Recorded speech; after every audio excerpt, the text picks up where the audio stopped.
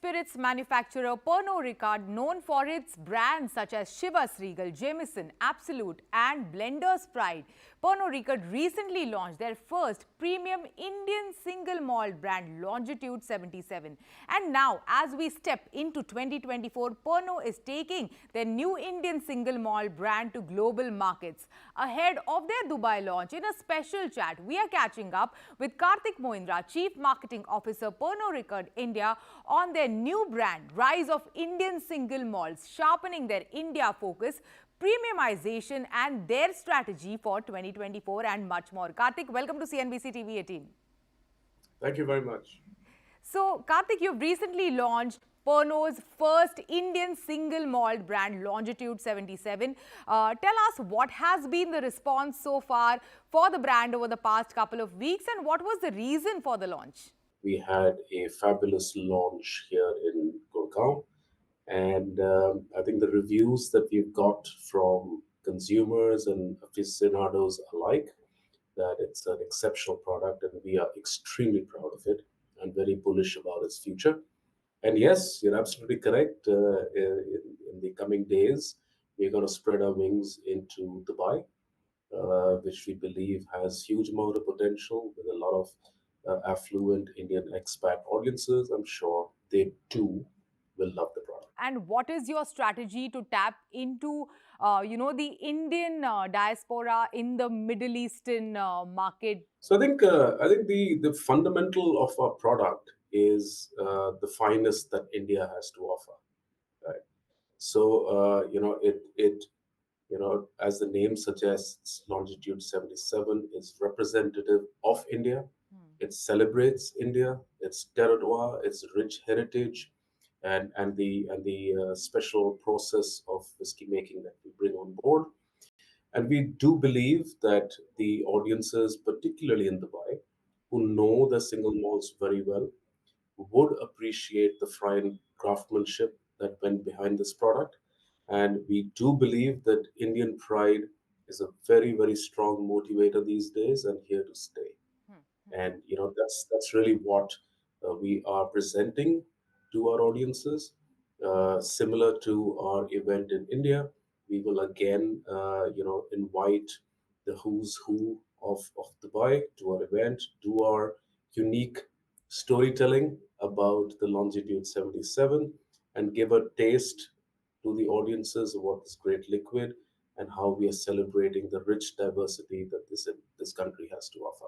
Over the past couple of months, in fact, we have seen how in this entire realm of premium single malts, the Indian single malts, especially, are emerging as winners. They are extremely popular, becoming very popular globally.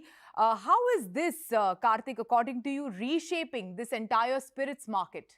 You're absolutely correct. I think India's always, for many years now, been the largest whiskey consuming nation in the world. But I don't think India has got its rightful place in the world of quality and premium whiskey making as a provenance.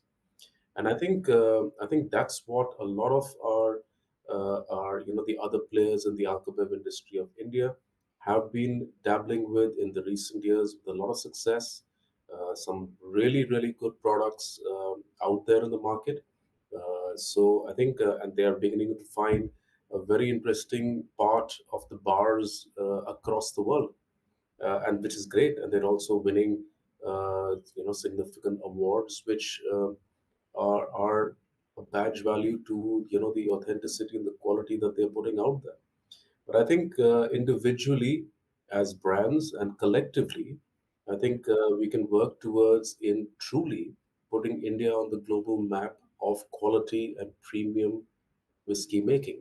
And I think that's really the most exciting part that we would be eager to see and shape in the years to come. Yes, and as you mentioned, India is traditionally a whiskey loving nation, and the proof of it is you go to any international airport, you see Indian and Indian families carrying their permitted 2 liters at any of those airports, and it's a regular sight over there. But having said that, being one of the largest players in this space, what are some of the key trends that you are seeing when it comes to whiskey consumption, and how will it shape your strategy moving forward in 2024?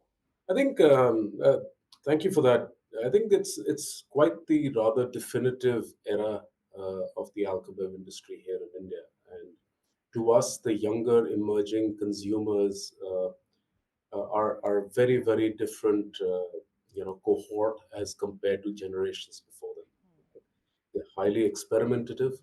Uh, Premiumization is a extremely important part of their lives, and as they move up the financial or their career ladders, they do believe in sort of endorsing brands that create a far stronger impact with their individual requirements.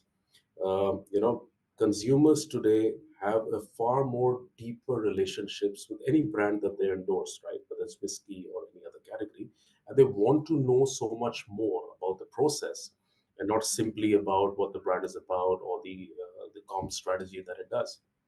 So I think that's where, to us, India is truly emerging. The consumers are going to have a very strong opinion on the brands of their choice. But of course, the good news for the Indian consumer is that while they have a much wider uh, consumption occasion set, and of course a wider repertoire of brands or categories that they endorse. Ultimately, to them, the definitive product and which offers a lot of reflection on their status remains whiskey. And we at Pernod Ricard are very closely not only monitoring but also influencing these trends. And we do believe that we have a very expansive portfolio straddling multiple price points, multiple provenance led stories that will be able to cater to these emerging needs. Interesting times also, Kartik. At one end, we see how the Indian alco beverage market, is, it's intensifying. It's getting so competitive, with players, with new launches every month. But at the other end, there are so many restrictions when it comes to advertising. The most recent one has been where, the advertising budget for brand extensions has to match, the restricted master brands, the extension of the sales turnover. Your thoughts on this, and also if you can share, Kartik, as a marketer, then how do you reach to your TG? How do you do it creatively? We are not only compliant with the evolving regulatory landscape, but equally we keep engaging with them to make sure that we also promote business practices while they remain compliant, but also are, let's say, business focused. So those conversations are ongoing, and we hope that we'll be able to come to a meaningful solution on that, which is pro industry in a certain way. But let's see. Having said that, when it comes to some of our marketing strategies, yes, we remain committed to the laws and the regulations of this country. And I think one of the biggest endeavors in this regard, of course, would be to make sure that we are present in the right channels. We are activating. We are talking about getting our brands in the hands of the audiences when they seek those particular experiences.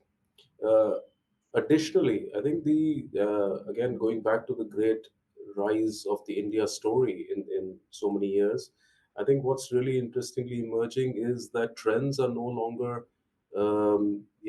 coming from the urban centers. We see a lot of these experiential interests cascade into tier two, tier three. No longer can one focus only on the big cities, right? So what it means is that we have to go and penetrate the market further, go deeper into the cities, engage with them in the on or off premise where the consumers visit, and do storytelling over there. So yeah, So we'll keep finding. experiential is one of the strategies. Well, this is likely to be one of the biggest and the most important in the years to come. All the best for that. Thank you so much. Thanks for joining us today.